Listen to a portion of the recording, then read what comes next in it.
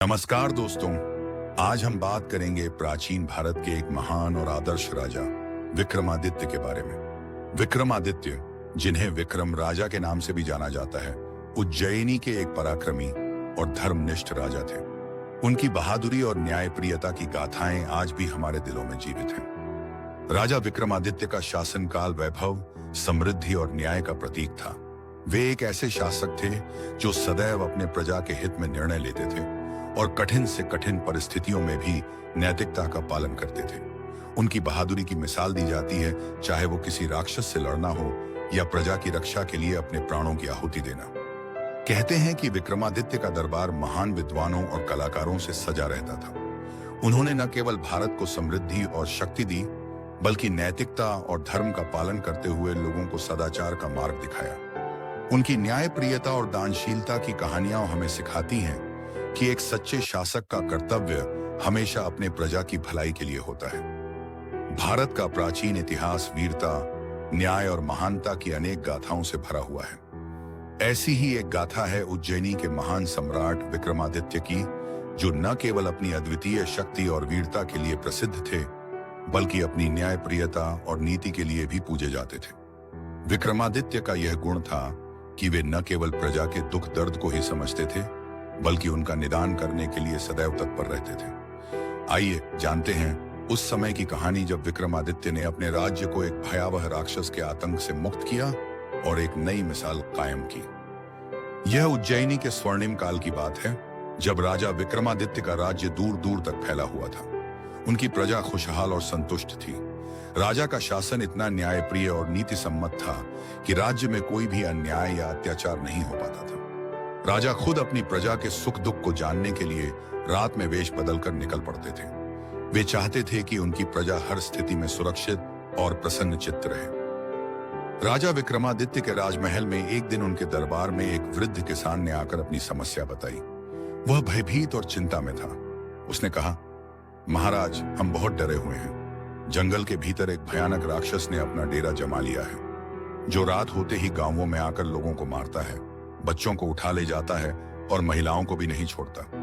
इस भय से कई गांवों के लोग अपने घर छोड़ चुके हैं। राजा विक्रमादित्य ने उसे आश्वासन दिया, तुम चिंता मत करो, मैं स्वयं उस राक्षस का सामना करूंगा और तुम्हें इस भय से मुक्त करूंगा। हमारे रहते कोई निर्दोष संकट में नहीं रहेगा। राजा ने अपने मंत्रियों और प्रमुख योद्धाओं को बुलाकर इस संकट पर विचार किया। सभी ने राजा को यह काम न करने की सलाह दी, लेकिन विक्रमादित्य का हृदय प्रजा की पीड़ा से द्रवित हो उठा था। वे अपने संकल्प में अडिग रहे। अगली रात राजा विक्रमादित्य ने एक साधारण योद्धा का वेश धारण किया और अपने घोड़े पर सवार होकर उस जंगल की ओर प्रस्थान किया। उनका मन दृढ़ और निश्चयी था।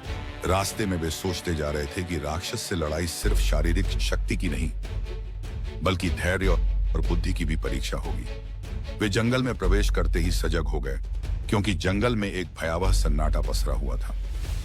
रास्ते में राजा का सामना एक साधु से हुआ, जो योग मुद्रा में ध्यानमग्न थे। राजा ने साधु से कहा, हे महात्मन, मैं उज्जैनी का राजा विक्रमादित्य हूँ और मैं यहाँ एक राक्षस से युद्ध करने आया हूँ।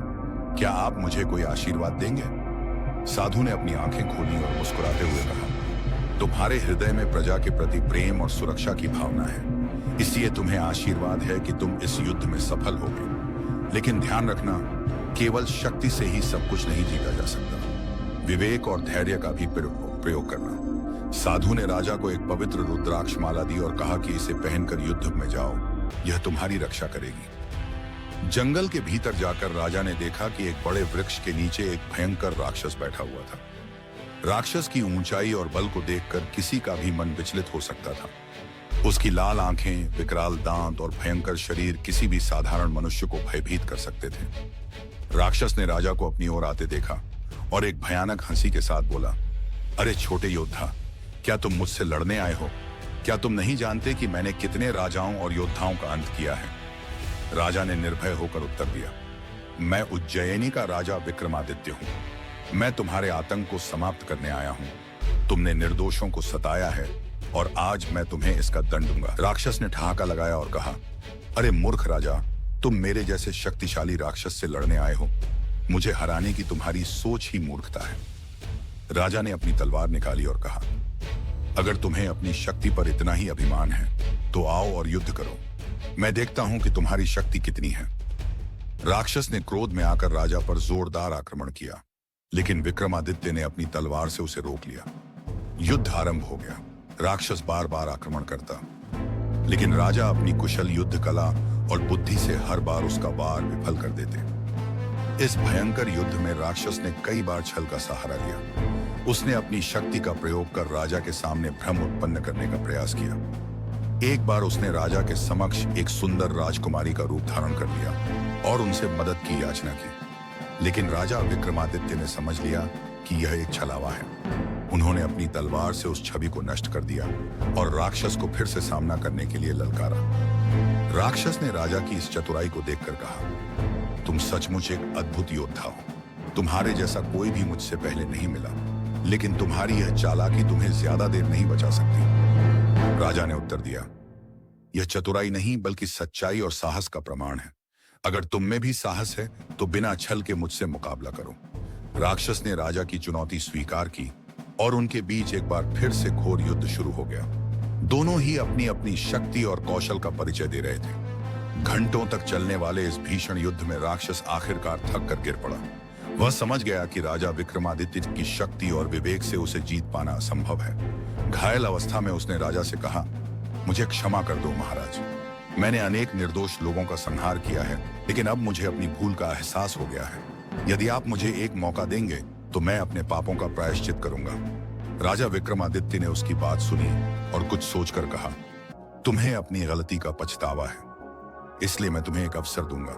लेकिन याद रखना, अगर तुमने फिर से निर्दोषों पर अत्याचार किया तो तुम्हारा अंत निश्चित है। राक्षस ने वादा किया कि वह अब अपना जीवन अच्छे कार्यों में लगाएगा और कभी भी किसी निर्दोष को परेशान नहीं करेगा। राजा ने उसे माफ कर दिया और उसे सुधरने का एक मौका दिया।